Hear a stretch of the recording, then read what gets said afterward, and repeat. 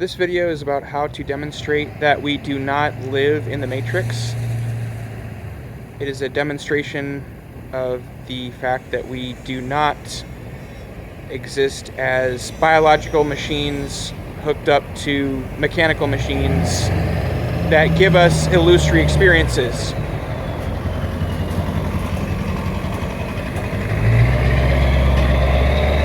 That truck that just passed with a boat behind it was not an illusory experience in the Matrix. And how do we demonstrate that? How do we know that? If someone asks you, how do you know you're not in the Matrix? You have to understand the vital importance of faith in knowledge. So when that person asks you, how do you know something? They're basically asking you, how are you justified in putting faith in this thing? Knowledge is defined as justified true belief. When you know something, you have to be justified in believing it. And what you're believing has to be true. And you're believing something when you know it. So that's a very important thing to understand. Faith is synonymous with belief. So when you know something, you put faith in something. Faith is required for knowledge. So we have to ask ourselves, how are we justified in believing that we are not in some kind of massive illusory experience in a world without God, in which machines control mental sensations inside biological bodies? How do we prove that this reality is not the case? Well, by the fact, we have to point out the fact that the question itself becomes unintelligible. The question of how do you know we're not in the Matrix, it becomes unintelligible as soon as you stop believing the Christian worldview that we're actually receiving revelation from omniscience. In the Matrix worldview, there is no revelation from omniscience to non-omniscience, interpreting reality for it, giving it the facts of reality.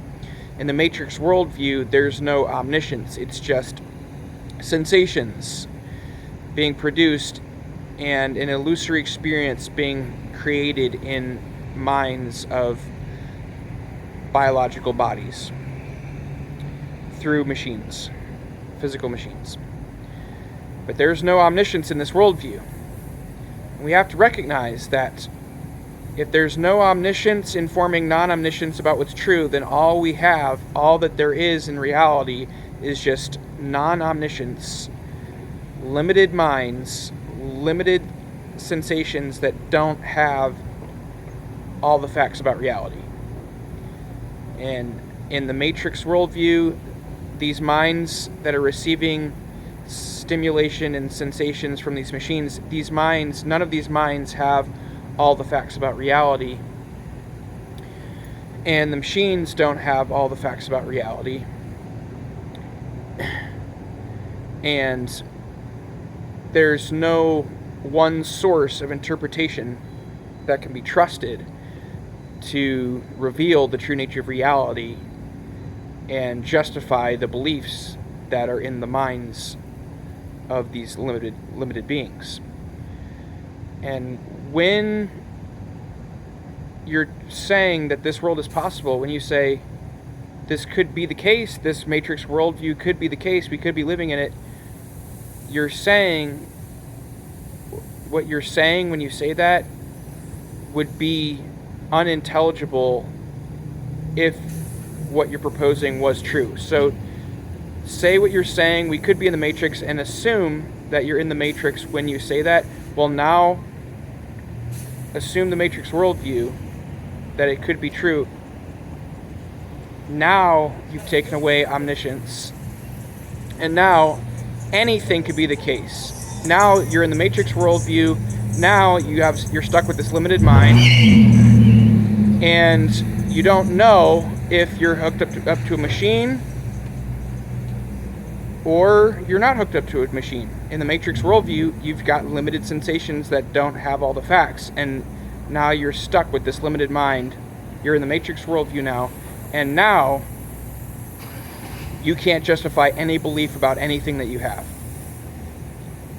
When you stop trusting in revelation from God, if there's no revelation from omniscience informing limited minds of what's true, then the limited minds cannot possibly justify any belief that they have, and therefore the sentence, "we could be in the Matrix," becomes unintelligible. For example, the word "we." Well, who's we? We don't know. Is there one consciousness that exists in all of reality, or are there multiple consciousnesses? If you think the Matrix exists, if you say this could be possible, well, now you're stuck with the limited mind, and now anything could be possible, and maybe all is just one big consciousness. Maybe you're the only consciousness that exists. And then now, how do you define we? You said you're. If the Matrix worldview is possible, then we cannot be defined. If we could be in the Matrix, then that means Christianity is not true, and non-omniscience is not receiving revelation from omniscience, and now anything's possible. Anything, we could be anything. Does we mean consciousness, 2 consciousnesses, 3 consciousnesses, 4 consciousnesses, a massive world population? Does we exist? Does a plurality of minds exist, or is it just one mind? Are you justified in using the word we? Maybe there's just one mind. Maybe your mind is just the only mind that exists. Maybe right now I'm a projection of your mind. How do we know we're not in the Matrix? Well, then there's the word no. Well, you can't use the word no because knowledge is justified true belief, and you can't have that without revelation from God. If the Christian worldview isn't true, if the Matrix worldview is true, now you can't use the word no. Because you can't justify any belief because there's no revelation from omniscience to tell the non-omniscience what's true, and the non-omniscience could always be wrong about what it thinks is true. The non-omniscient minds, they could always be deceiving themselves. They could always be wrong because they don't have all the facts about reality, and therefore there could be something they're not aware of that could render false what they think is actually true. There could be something that these limited minds are not aware of that if they found out about would show them that what they thought was true is actually false. And since these limited minds are limited, they don't have access to all the facts about reality, and therefore there could be a fact that could make untrue everything that they think is true, and therefore they can't be trusted. These limited minds cannot be trusted. They can't be trusted to justify beliefs, and therefore you can't use the word no. How do we know we're not in the Matrix? What does it mean to be in the Matrix? What's the Matrix? Are you justified in believing that a Matrix exists? No, because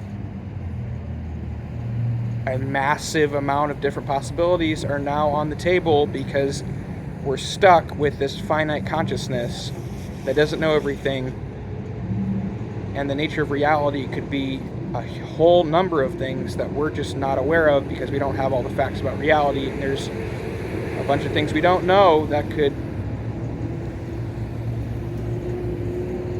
be true that would make what we now believe to be true actually false. For example, how do we know that our consciousness is actually extended through time? How do we know that all of the perceptions in consciousness are not the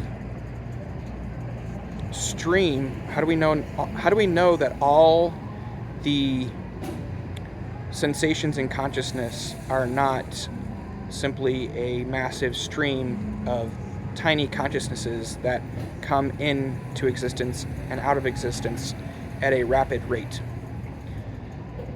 we assume that our consciousness is just one person existing throughout a lifetime, but there's no way to demonstrate that. And if we say we could be in the Matrix, then now we've put that on the table. That's open as a possibility, because when you say we could be in the Matrix, now you're saying that God doesn't exist and what God said about reality is not true, and therefore you're not trusting in revelation from the all-knowing being. Therefore, there's no way that we can justify any belief that we have about our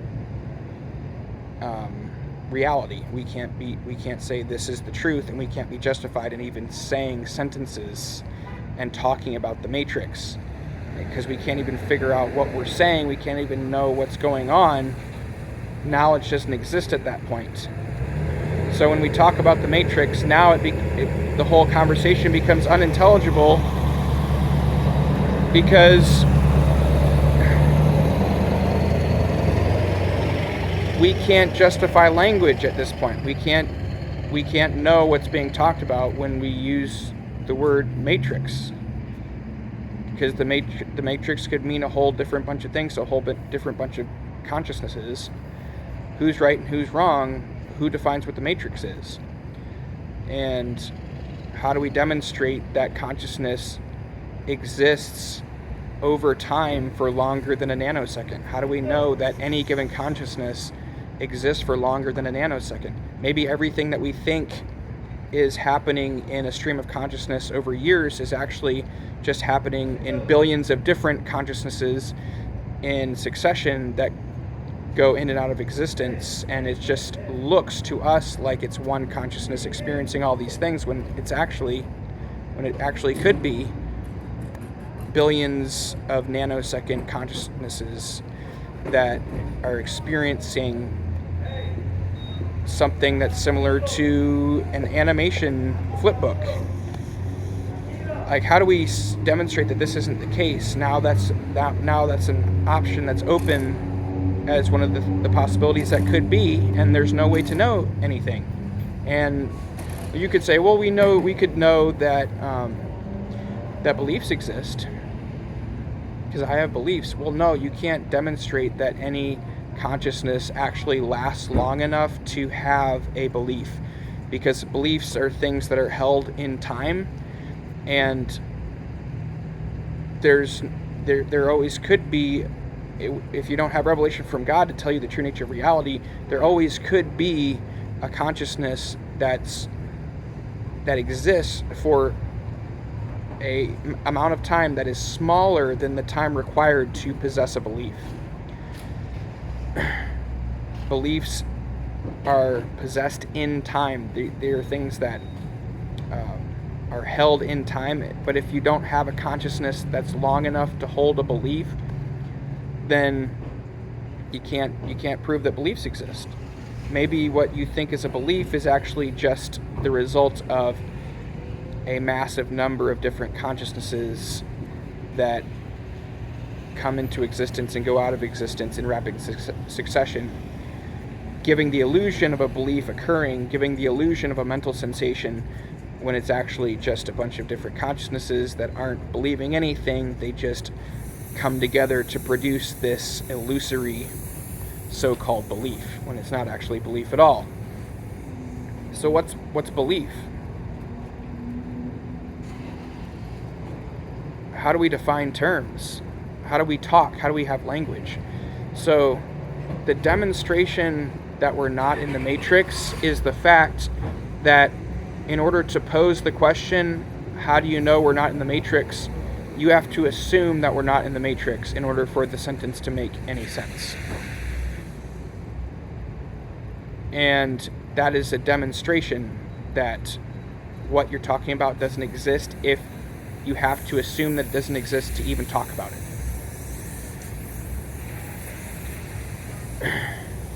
God proves to us that the Matrix doesn't exist because he communicates in his word, the Bible, that it doesn't exist. And without revelation from the all-knowing being God to tell us what exists and what doesn't exist, we can't be justified in believing that what we're trusting in is true. Our minds are finite.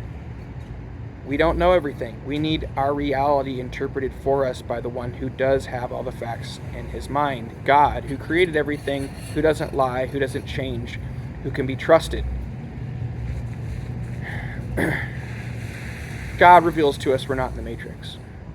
God reveals to us the true nature of reality, that consciousness does exist in humans for years. A continuous stream of consciousness exists in a human being over years, and they speak to other human beings. They communicate. They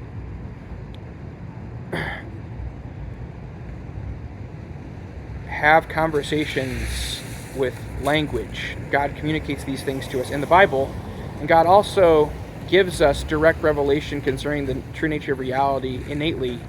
He gives our consciousness the truth so that we can be justified in the things that we believe, so that when we look at a certain object, we can distinguish it from other objects and not think that they're all clumped together in one giant object. If we didn't have revelation from God to tell us when one object starts and another begins, we would be constantly confused about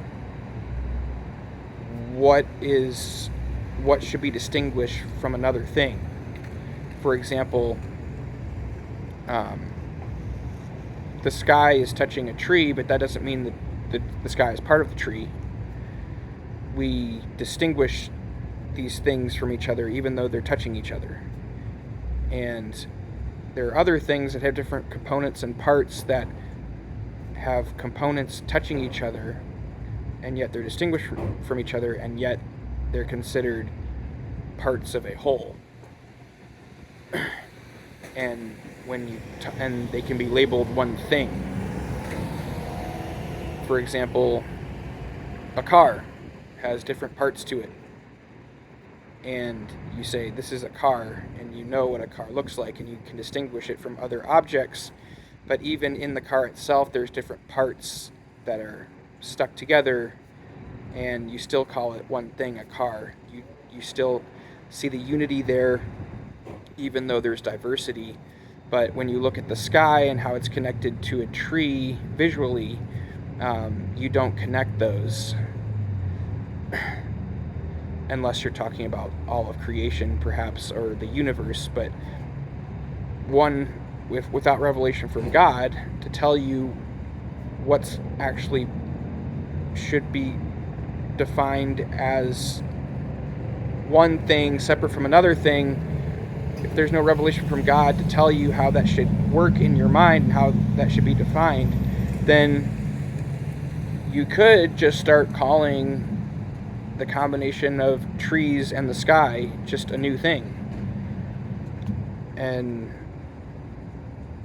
when the trees and the sky are not actually the same thing, they're not actually unified in that way that one might be led to think that they're unified if one does not have revelation from God to tell us how to make unity and diversity work to understand the world.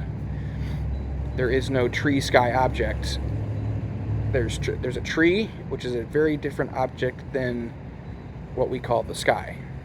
Even though they are connected visually, when you look at the horizon, you can see a bunch of trees or one tree, and it's touching the sky, it's touching the atmosphere, it's touching air, it's touching the blue, and yet the blue sky and the green tree that are touching, they are not to be thought as parts of a whole that you could call the sky tree. They are two distinct things, and God wants us to understand these distinctions. And there's a lot of things that we take for granted in our perceptions in which we're receiving revelation from God. Omniscience is telling us what's true so that we can interpret reality correctly. If omniscience wasn't, then finite consciousness would be stuck with all of these sensations, unable to justify beliefs, unable to to have a good reason for believing that one thing is true over another. There would be no reason to believe that there's two separate objects, the tree and the sky, and that there's no sky-tree object, if we didn't have revelation from the all-knowing being. So this is the demonstration that we're not in the Matrix. It's the fact that to pose the question, how do you know we're not in the Matrix?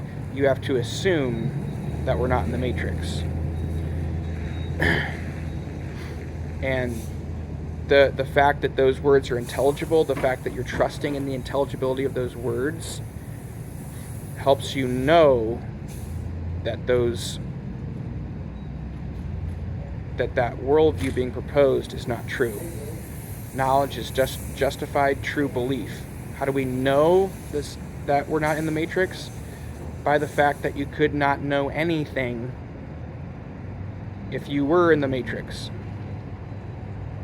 So you have the question assumes that you can know things in the Matrix, but you can't know things in the Matrix. The fact that we can know something proves that we're not in the Matrix. And if you say, well, we could be in the Matrix not knowing things, well, then the words you just said are meaningless, and we can't understand what was just said, and therefore what was just said is the equivalent to the trees rustling in the wind. It's just things happening. And none of it is intelligible, and we can't make sense of the question, how do we know that we're not in the Matrix? Remember, everything's based on faith. Knowledge is justified true belief. Belief is synonymous with faith. So faith is utilized at all times in our experience. And when you use the word know, you assume that belief exists. But if the matrix exists, then we cannot demonstrate that beliefs actually exist. We cannot be justified in believing that beliefs exist if the Matrix worldview is true, because we would have no revelation from omniscience to tell us what beliefs are, to justify our understanding of beliefs. And the word knowledge is completely incompatible with the word matrix. So we must always put faith in something. Putting faith in a worldview in which the Matrix could exist makes all of your propositions and knowledge claims